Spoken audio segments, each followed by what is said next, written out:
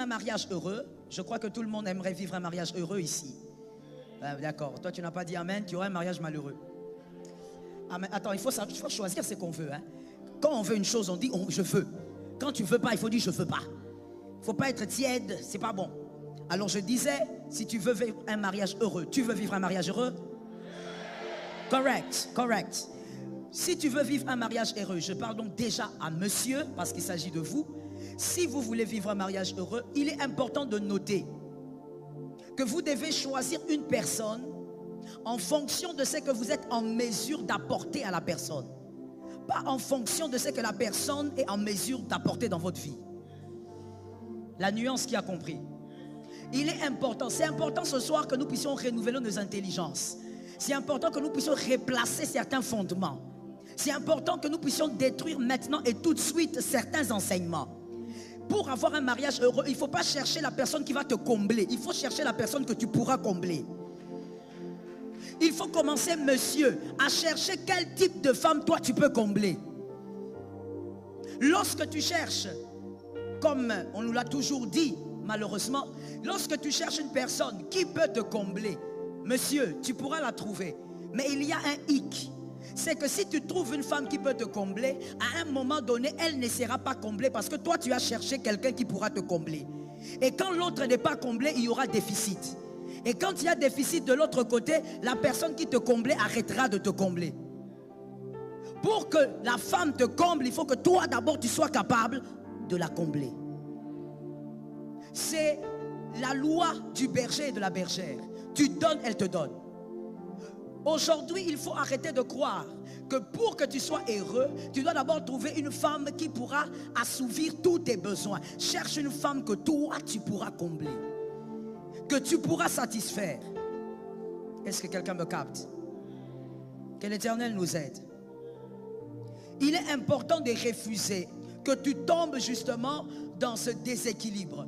Tu dis oui, j'ai trouvé une femme, j'ai trouvé une fiancée. Celle-là, elle pourra faire tout ce que je veux. Ah bon, c'est bien, elle va le faire à un moment donné. Mais comme il n'y aura pas de répondant de son côté, forcément, ce qu'elle faisait pour te plaire va s'arrêter. Et tu vas te retrouver dans un mariage malheureux. Tu vas te retrouver dans un endroit qui ne te satisfait plus. Alors, voici ce qu'il faut replacer. Cherche une personne que tu es capable de satisfaire.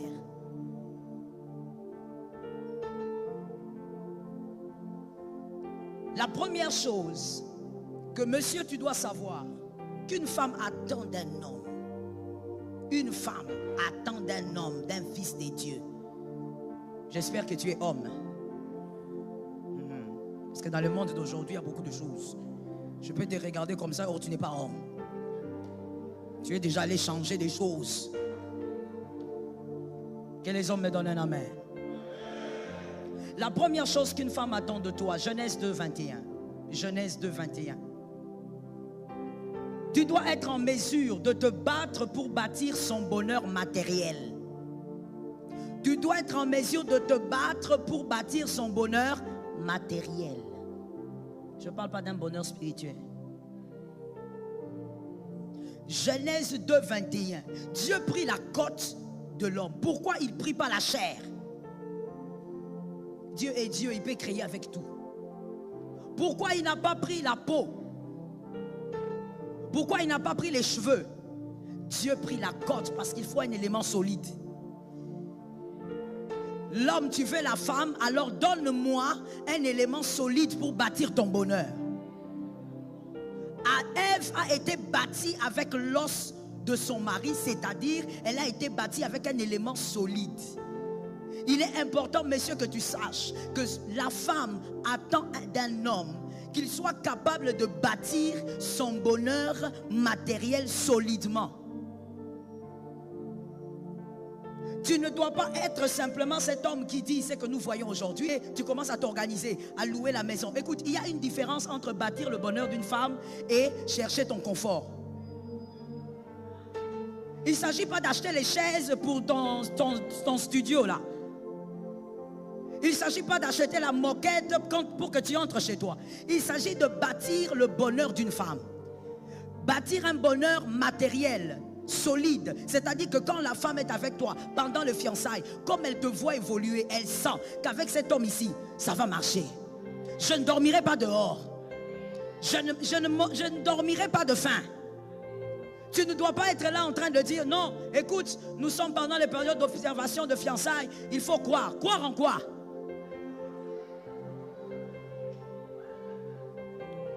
Dis au voisin, écoute ces choses. Tu dois bâtir le bonheur matériel d'une femme. Monsieur, je t'ai dit qu'on va replacer le fondement. Tu veux te marier dans cette assemblée, ne viens pas si tu n'es pas prêt à bâtir, à te battre pour bâtir le bonheur matériel d'une femme. Est-ce que quelqu'un m'entend bien? Tu ne dois pas être là en train de dire, voilà, oui, je suis en train de m'organiser pour louer la maison. Tu loues la maison là pour que tes parents viennent, ou tu loues la maison parce que tu veux bâtir le bonheur de quelqu'un. Celui qui bâtit le bonheur de quelqu'un, il est en train de bâtir pour que le lendemain soit assuré. Une femme intelligente ne se met pas avec un homme incertain.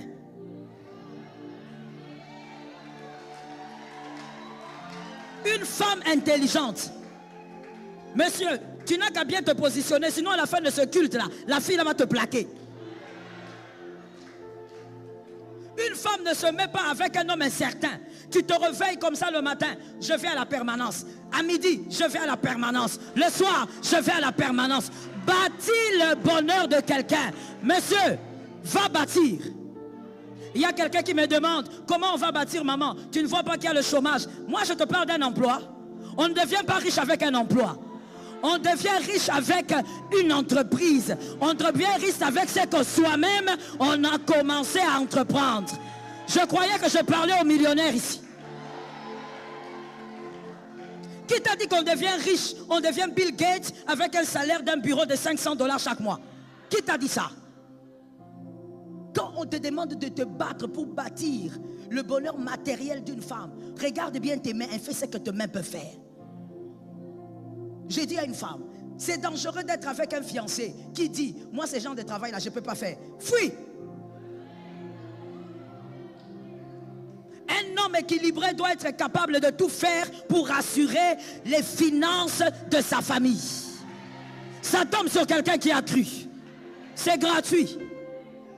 Mon frère, si tu rencontres un homme qui se plaint parce qu'il doit utiliser ses mains pour bâtir le bonheur matériel d'un foyer, ce n'est pas un homme. Il faut regarder dans quel couloir il est passé. Est-ce que quelqu'un m'entend bien? Voilà pourquoi, mademoiselle, n'épouse pas, ne commence même pas les fiançailles avec un paresseux. Le paresseux, c'est qui? Le paresseux, c'est celui-là qui n'aime pas l'effort. Il a les pieds croisés, il a les mains croisées, il attend que les prophéties s'accomplissent. La prophétie, on ne l'attend pas. La prophétie, on court vers elle. Attention avec les paresseux. La crise économique a créé beaucoup de paresseux. Beaucoup de ceux qui se justifient. Mais en réalité, ce sont des paresseux. Ils n'aiment pas l'effort. Comment tu dis que tu manques à faire? Est-ce qu'ici au Congo, vraiment, on peut dire qu'on manque à faire? Avec un sol comme le nôtre, toi, tu peux manquer à faire. Dans ta parcelle, là où tu habites, là, la maison de ton père, derrière là, si tu prends une graine de maïs, tu jettes, ça pousse. Toi, tu manques à faire comment?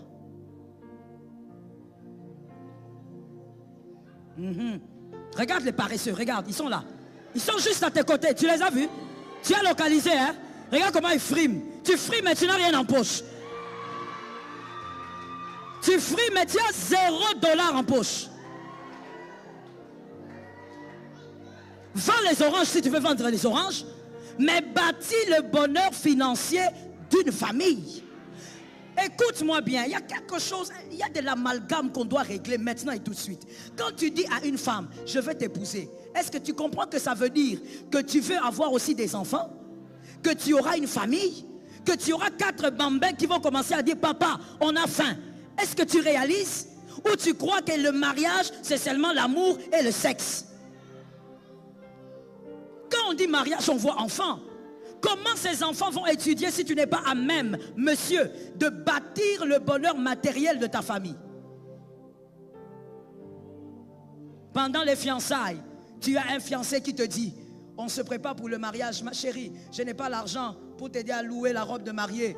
Va dire à ta mère d'aller prêter. Sors de ces couloirs-là.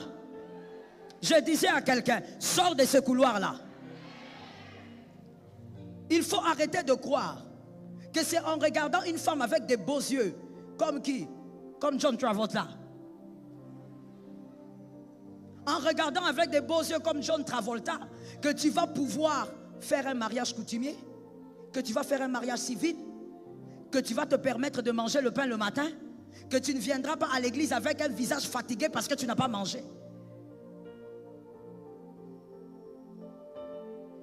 On ne se marie pas par la foi. On se marie par une démonstration de foi. C'est-à-dire que ta foi te pousse à l'action. C'est ça la démonstration. Ne sois pas un parleur de foi, sois un acteur de foi. Tu parles, tu agis. Tu parles, tu agis. Toi, tu as seulement des longs projets. Regarde comment tu as 5 papiers d'applicateur. Tu écris tous les projets là-bas. Quand tu commences à parler, j'ai des projets, j'ai des projets. Toi, tu n'as que des projets. Mon frère, la femme attend quelqu'un. En tout cas, une femme équilibrée. Pas une femme qui va te faire passer le temps inutilement. La femme attend quelqu'un qui est capable d'assurer son lendemain. Tu dois fournir de l'effort. On ne te demande pas d'avoir tout. Mais on te demande d'avoir au moins ce qu'il faut pour que tu puisses avancer avec ta femme. Est-ce que quelqu'un m'entend bien?